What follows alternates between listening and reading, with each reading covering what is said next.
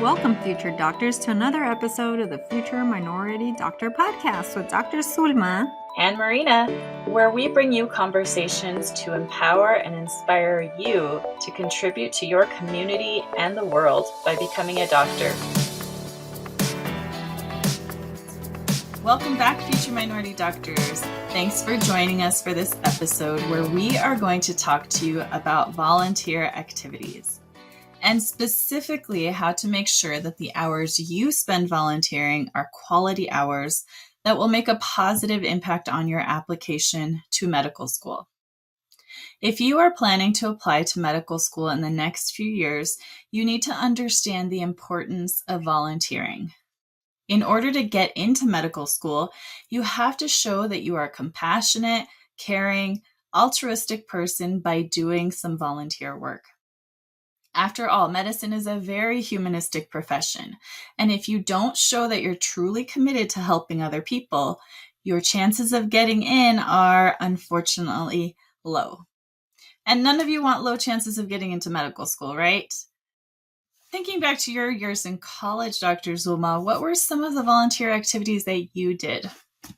Yeah, so I actually went through joining several organizations on my campus, and through the organizations, I felt that was helpful in finding volunteer activities instead of kind of doing that research on my own. So some of the things I did through those organizations were like city cleanups, or we would sign up for things in the local city where I went to college.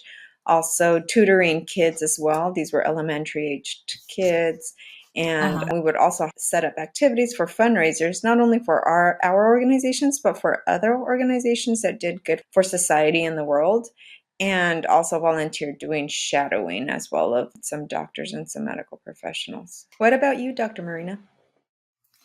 Well, there were a couple of things that I spread out over my 4 years of college, and also a gap year that I took while I applied. I remember doing some tutoring for elementary and middle school kids in my community. I was involved in a couple of different church activities over the 4 or 5 years. I volunteered at my local children's hospital as a patient greeter. I think that was my senior year of college. And I also, one of my favorite activities was I volunteered at a free clinic run by the local medical school, and I got to be an interpreter and what they called a patient advocate. And I loved that particular volunteer experience because it really gave me a window to look into what it was like to be a doctor right before I applied. Now, before we delve into how to choose quality volunteer experiences, let me review a few things about the medical school application that are important to know. Because when it comes time for you to apply, it's just nice to know how you're going to be expected to present your volunteer activities. Now, in your medical school application, you'll have the opportunity to create a list of all of the activities that you have completed over the last few years. These include volunteer activities, work activities, research projects, shadowing, awards, and even hobbies. You will then have to include a short description for each of these activities. Now, each application system is a little bit different. The AMCAS application, which is for MD schools, allows you to enter up to 15 activities total, and each description can be about 150 words long. The AA COMAS application for DO schools does not have a limit on the number, and each description can only be up to about 120 words. And then the Texas Medical School application system does not have a limit on the number of activities either, but each description can only be about 60 words long. So that's kind of just an idea of how you're going to be expected to write up your activities. In general, the activities that you list should only be activities that you have completed after high school. So even if you did the most amazing volunteer project ever during your senior year of high school, it will not help you get into medical school. All of the application systems have a way for you to enter activities that you haven't done yet, but are planning to do during the year that you will be applying. Remember, the application cycle opens up in May or June, but you won't actually start medical school until the following fall. So there's a whole year between the time you submit your application and the time you start medical school. Now, schools don't just expect you to twiddle your thumbs while you wait, so they do let you include the activities that you plan to do during that whole year while you're applying. Just be aware that you should not depend on those planned activities to get you into medical school. In reality, the things that you have done up to the point in time when you are applying should be enough to stand on their own and impress the admissions committee. So, for example, like think of the students that were applying right before COVID hit, right? They probably were planning to put a lot of things on their planned activities that they were going to do that summer or that year. And then COVID probably threw a wrench in that. And a lot of those activities didn't get to happen. So don't rely on those planned activities. It really has to be like what you've done up to the point where you're applying has to be enough to impress an admissions committee. Another note is that you will be asked to submit letters of recommendation from a variety of people to support your application to medical school. It's not always required, but it's a good idea to have at least one letter from a person that you worked with in one of your volunteer activities. It might not be from a doctor. It could simply be from a supervisor or a coordinator. But if they can sing your praises about how you selflessly contributed your time and talents to help their cause, this is going to strengthen your application and make you really shine. Do you remember getting any volunteer letters, Dr. Zulma? Just thinking back from college, as far as with volunteer, I got a letter from a teacher where I used to go to an elementary school and help tutor the kids. Since I was with her for a whole year, we really got to know each other and also on a personal level. So she was able to provide me a strong letter of recommendation. Excellent. Yeah. And like I said, it's not required by most schools, but if you have a couple letters from professors and then from someone you shadowed, someone you worked with, and then someone you volunteered with, it just, gives the admissions committee a better picture of you as a whole person. All right. Now that we are clear on those aspects of the application, let's dive into how you can find quality volunteer activities that will help you to shine as a medical school applicant. Now, my first piece of advice here is first and foremost, do something that you actually enjoy doing. It should be obvious, but I'm just going to say, find something that you enjoy doing. Please don't torture yourself to do something that you dislike. Why? Because you probably won't last very long doing something that you don't like. And you'll end up having an activity on your application that you only did for maybe 10, 20, 30 hours. And that just won't appear as strong an activity overall on your application. Also, if you have to write a description about something that you didn't actually like doing, it's more likely to come across as boring, uninteresting, or forced because your heart wasn't really in it and you probably didn't learn deep, valuable lessons from doing it.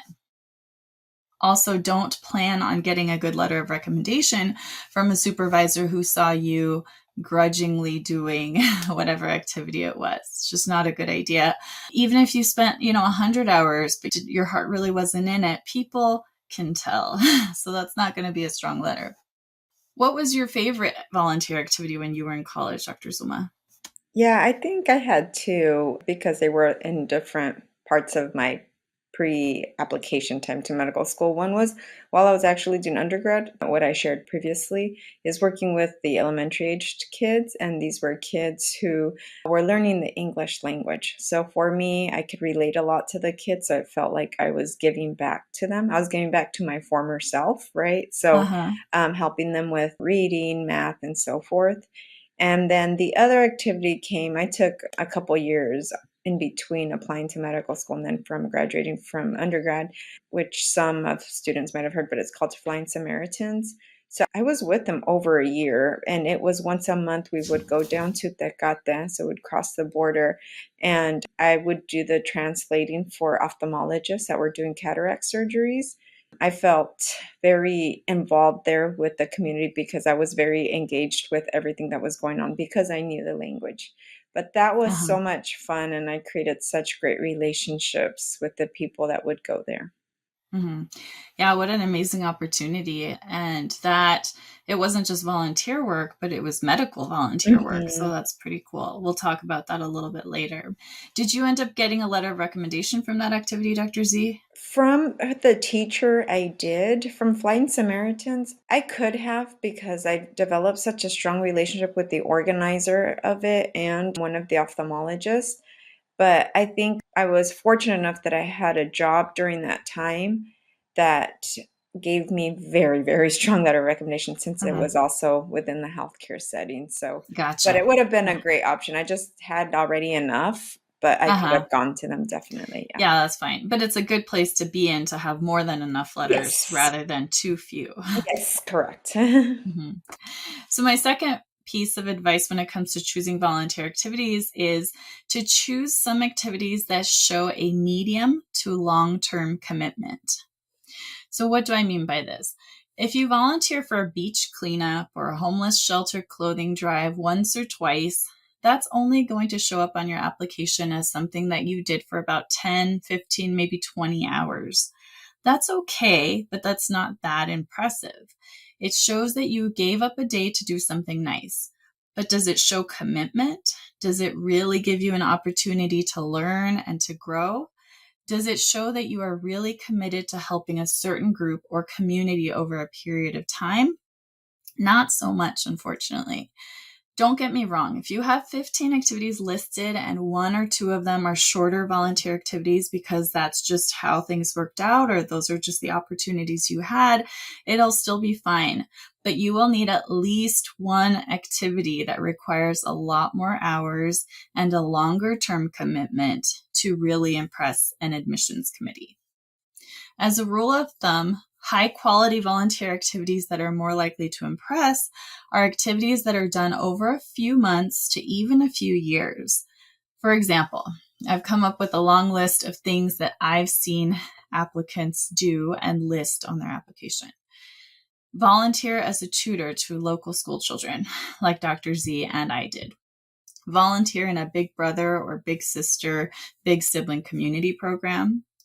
Volunteer as a president or officer in one of your school clubs or organizations. Participate in a service activity through a fraternity or a sorority. Participate in humanitarian trips abroad. These can be medical or non medical. Volunteer in a local church, synagogue, or mosque. Volunteer at an animal shelter.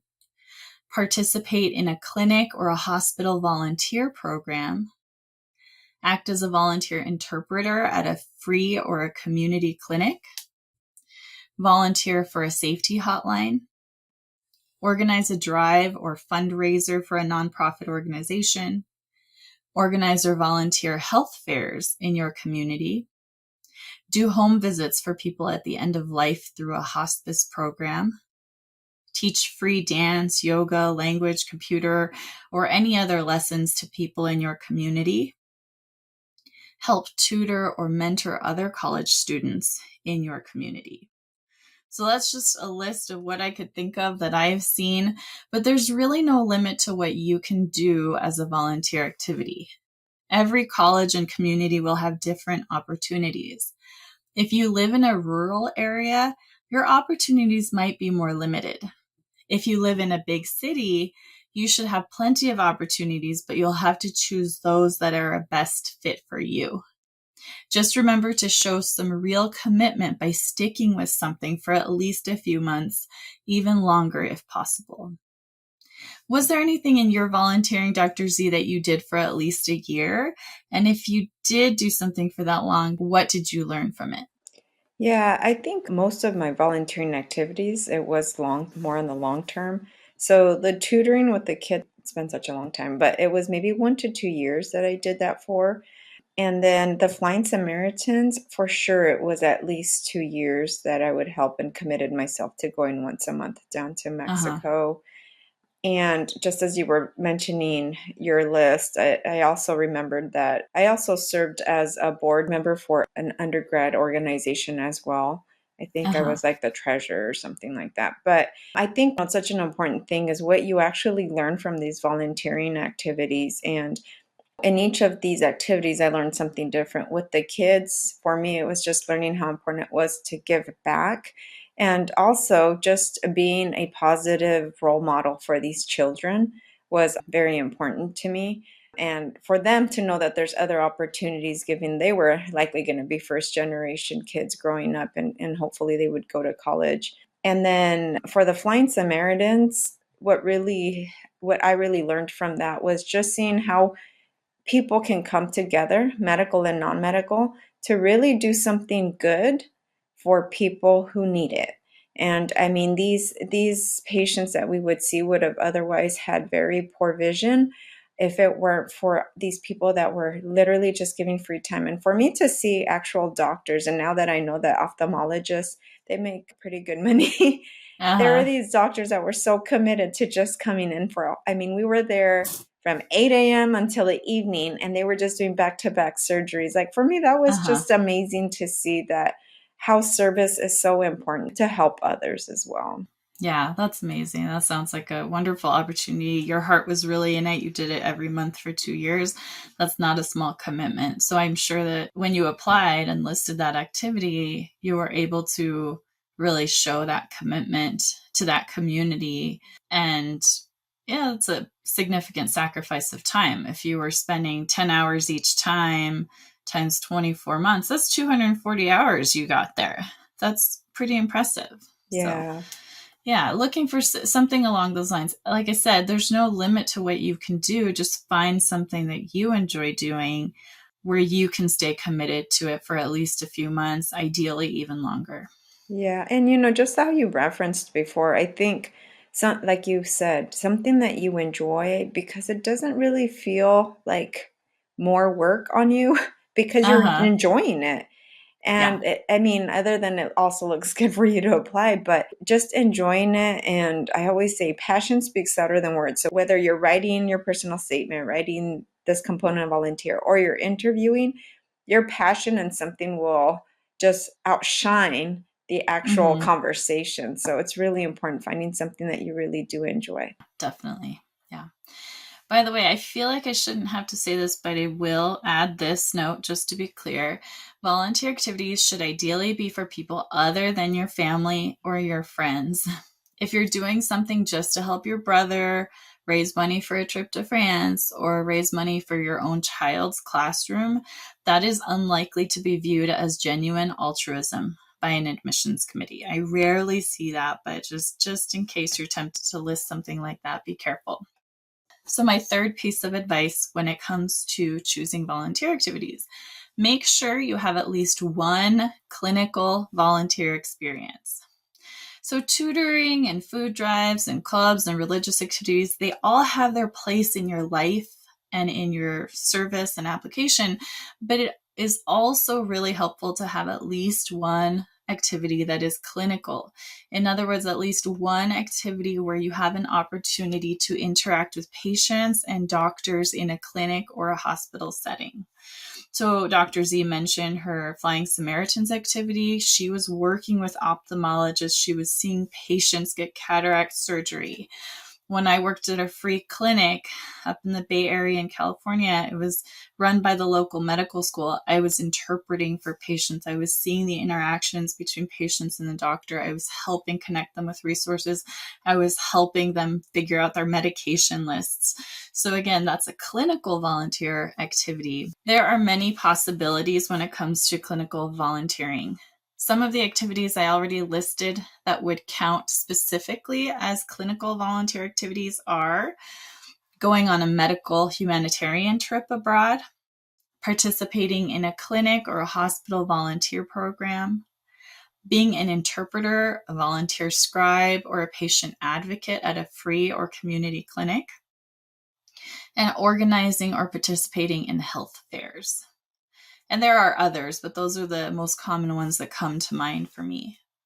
I should mention, there are some legitimate reasons why you may not have clinical volunteer experience to list on your application. For example, you are a student athlete or you're in the military and you have very limited time to volunteer. So maybe you can only fit in a few non-clinical volunteer experiences. In this case, however, you still have to show that you have sufficient clinical exposure through shadowing and other work experiences. Another situation that I've seen might be that you have to work to support yourself and maybe your family, and therefore you have very limited time to volunteer. In this case, one of the best things you can do is to work in a job that allows you to earn money and get clinical experience. For example, you can be a medical assistant, a certified nursing assistant, a phlebotomist, or a scribe. That way you are showing commitment to getting that clinical experience, even if you have to work. And so committees might view that a little more kindly. Please know, however, that even if you have to work to support yourself, you are expected to have some volunteer experiences under your belt when you apply. Your hours may be more limited than someone else's, but you have to have some. If your total volunteer hours are really low, let's say, for example, less than 50 hours, you'll want to consider explaining this somewhere in your application. Maybe in your disadvantage statement, under one of the activity descriptions, or in a secondary essay. But make sure you explain it somewhere, because sometimes they're going to look at that and they're going to wonder, and you don't want to leave the person wondering, like, what am I missing in this story? Like, am I not getting the full picture? As we've mentioned in past episodes, we were both working some during college in order to earn money.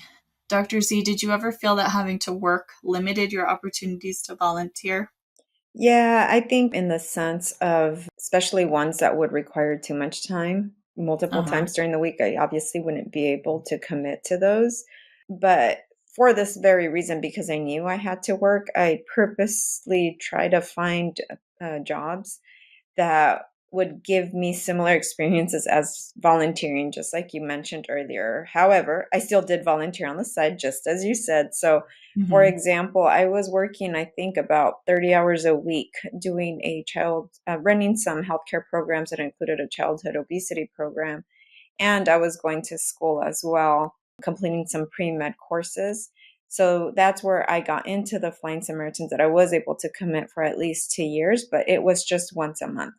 So then I was at least having some volunteer on the side, out working in something that was health related, and then doing my school stuff. So yeah, I remember it affected me a little bit too. It was multifactorial though. I think that, having to work, even though I think I was only working 10 or 12 hours a week, I was also really trying to get better at studying and get my grades up. And so even those 10 to 12 hours a week felt like a big chunk of time to be taken out. And so I had to be careful about what volunteer activities I chose. Also, I remember my first and second year of college, I did not have a car on campus. And depending on what kind of college campus you find yourself on, you may or may not have a car. And so that actually made it really difficult, because I wasn't in like a big city like New York or Chicago where you could get around on a subway system. I was in Northern California, and I remember learning about a hospital volunteer program where I could do something along the lines of scribing or shadowing in the ER. And it sounded really cool. I really wanted to do it, but I had no way of getting there. And so while some of my friends were able to do that, I was not able to do that my first 2 years of college. And I was a little bit bitter about that for a while, but that's okay. Like, everyone, your resources are your resources, and you just do the best with what you can. yeah, and then it'll evolve too.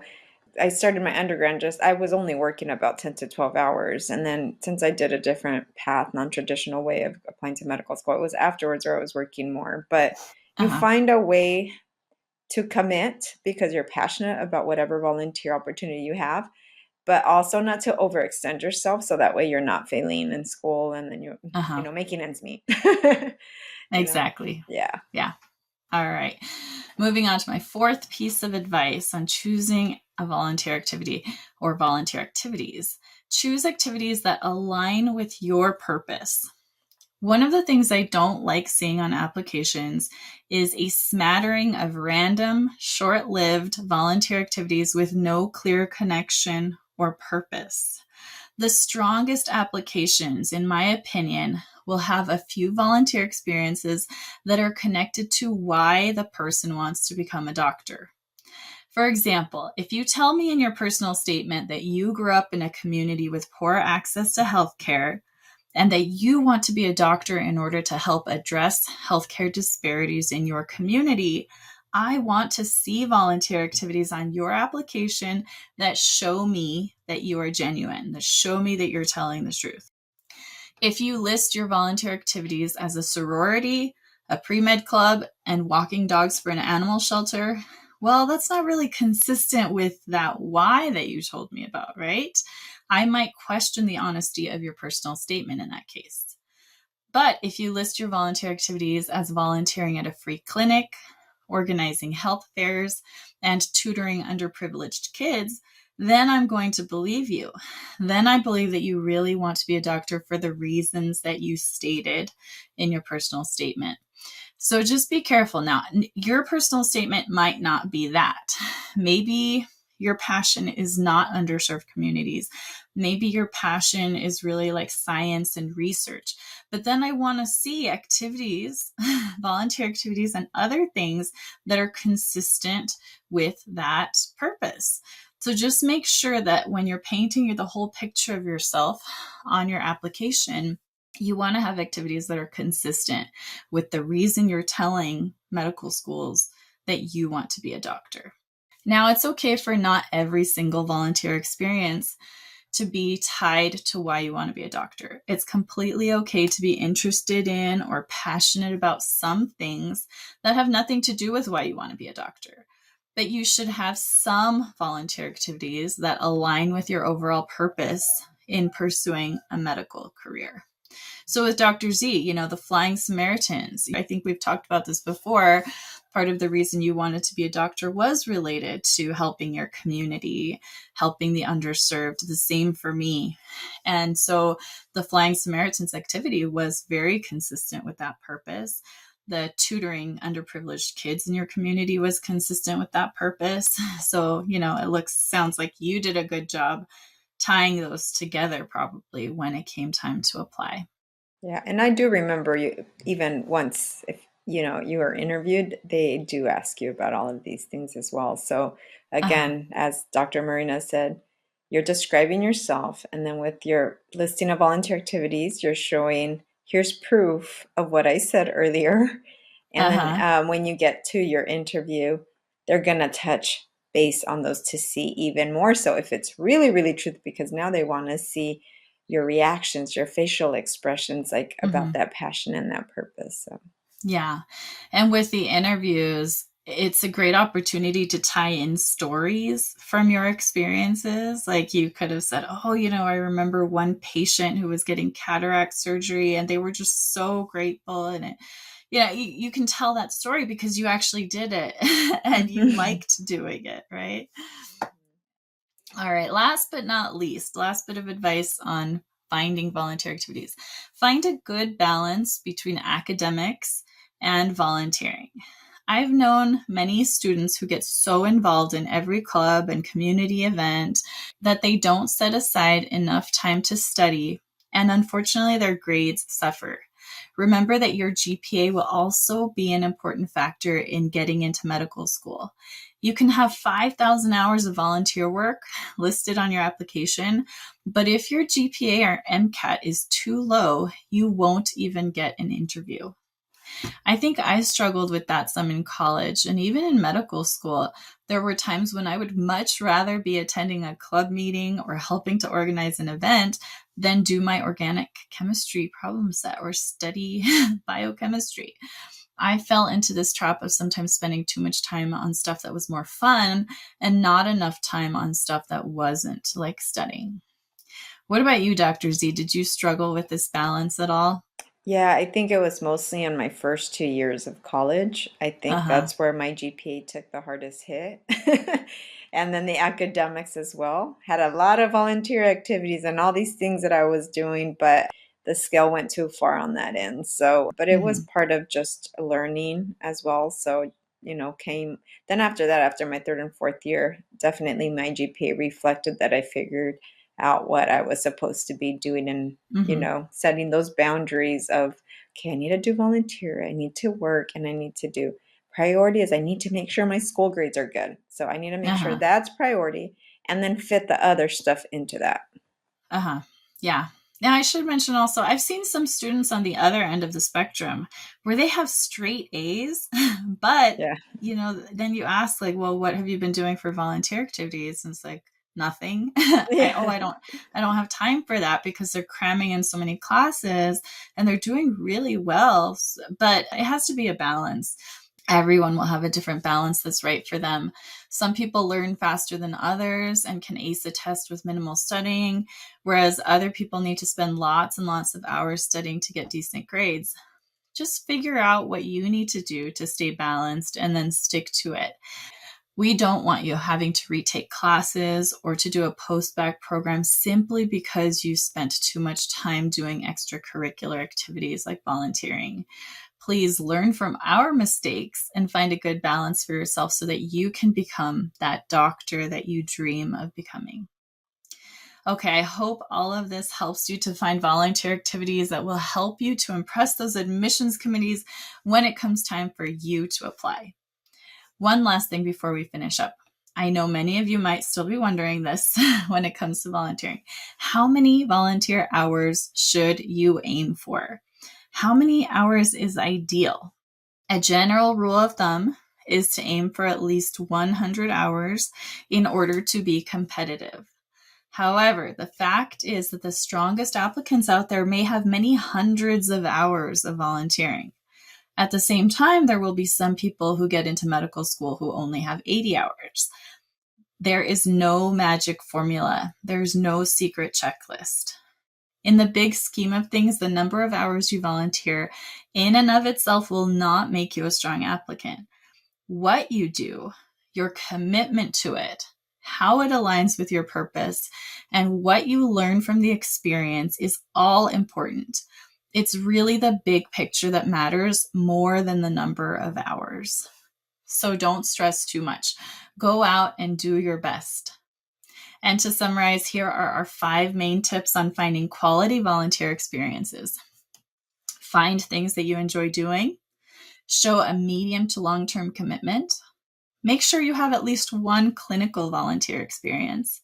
Choose activities that align with your purpose. And find a good balance between academics and volunteering. Again, I hope this was helpful. If you have questions or comments, reach out to us via social media or contact us through our website at futureminoritydoctor.com. Have a wonderful week, everyone. Peace and love, everyone.